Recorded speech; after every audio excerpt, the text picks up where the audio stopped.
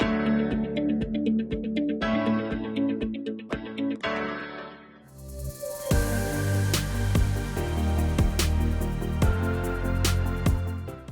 Dear students, आज हम बात करेंगे एटम और उसके स्ट्रक्चर के बारे में।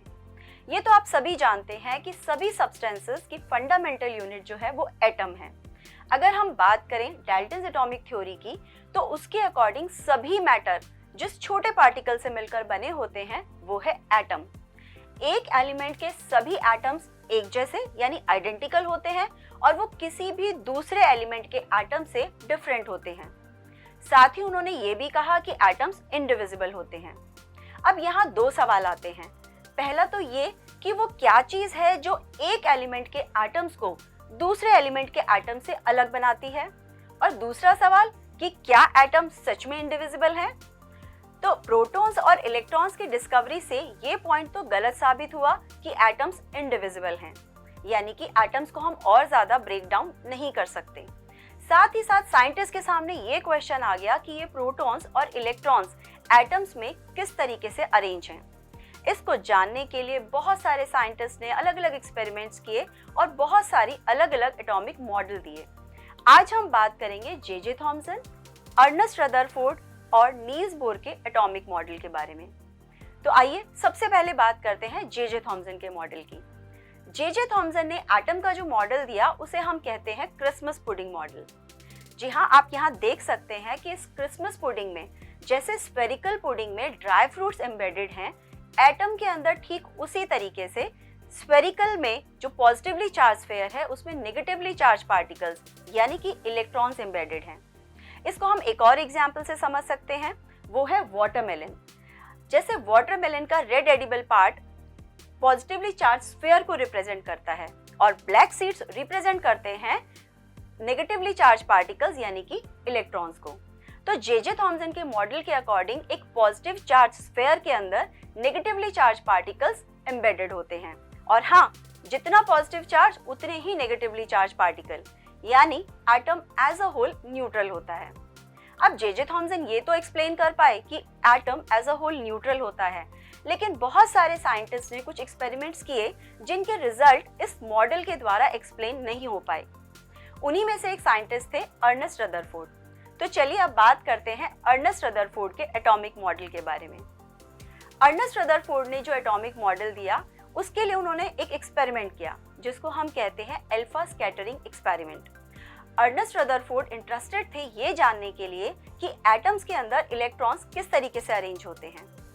इस एक्सपेरिमेंट के लिए सबसे पहले हम जानते हैं इसके सेटअप को। यहाँ आप देख सकते हैं एक लेड कंटेनर के अंदर एक अल्फा पार्टिकल का सोर्स है। इस कंटेनर में है एक छोटी सी ओपनिंग या स्लिट जहां से अल्फा पार्टिकल्स बाहर आ सकते हैं।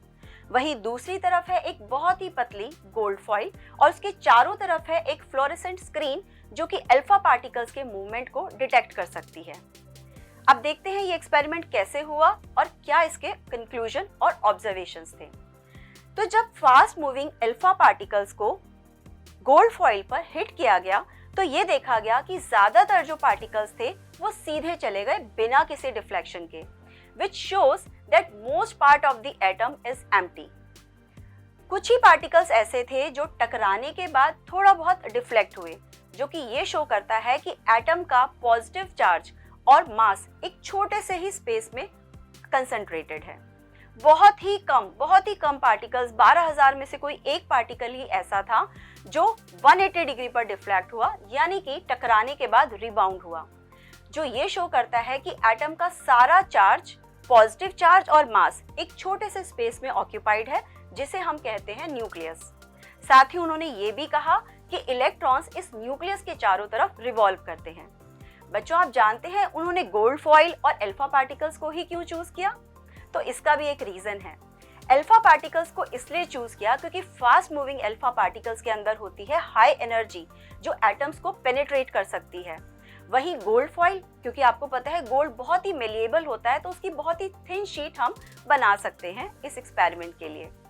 तो फाइनली जब ये एक्सपेरिमेंट हुआ, बाकी चीजें तो एक्सप्लेन हो गई। उन्होंने ये भी कहा कि इलेक्ट्रॉन्स उसके चारों तरफ रिवॉल्व करते हैं, लेकिन एक चीज यहाँ एक्सप्लेन नहीं हो पाई, वो थी एटम्स की स्टेबिलिटी। हम जानते हैं कि जब कोई ऑब्जेक्ट सर्कुलर पाथ पे मूव करता है यानी कि रिवॉल्व करता है तो उसका मोशन होता है एक्सेलरेटेड, और एक्सेलरेटेड मोशन में कुछ एनर्जी रेडिएट होती है।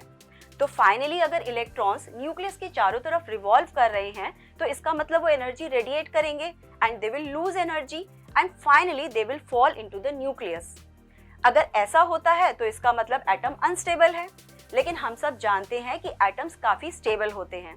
तो इस स्टेबिलिटी को कैसे एक्सप्लेन किया जाए, इसके लिए आए नील्स बोर। नील्स बोर ने बताया कि इलेक्ट्रॉन्स न्यूक्लियस के चारों तरफ रिवॉल्व तो करते हैं, पर वो रेवोल्यूशन फिक्स्ड ऑर्बिट्स में होता है, डिस्क्रीट ऑर्बिट्स में। इन फिक्स्ड ऑर्बिट्स को उन्होंने नाम दिया एनर्जी लेवल्स। साथ ही उन्होंने ये भी बताया कि एनर्जी लेवल्स में इलेक्ट्रॉन्स के फिल होने की एक फिक्स्ड कैपेसिटी होती है। इन एनर्जी लेवल्स जिनको उन्होंने नाम दिया K, L, M, N, तो उनकी अपनी अपनी कैपेसिटी होती है कि किस एनर्जी लेवल में कितने इलेक्ट्रॉन्स आ सकते हैं।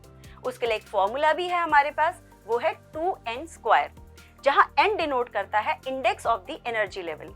यानी कि अगर फर्स्ट शेल है तो उसके अंदर आएंगे 2 electrons, second shell 8 electrons, third shell 18 electrons, fourth shell 32 electrons and so on.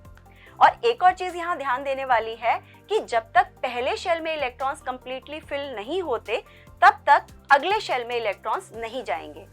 तो उन्होंने ये भी बताया कि जब एक फिक्स्ड डिस्क्रीट ऑर्बिट में इलेक्ट्रॉन्स रिवॉल्व करते हैं तो वो एनर्जी रेडिएट नहीं करते हैं और इसीलिए एटम जो है वो स्टेबल होता है।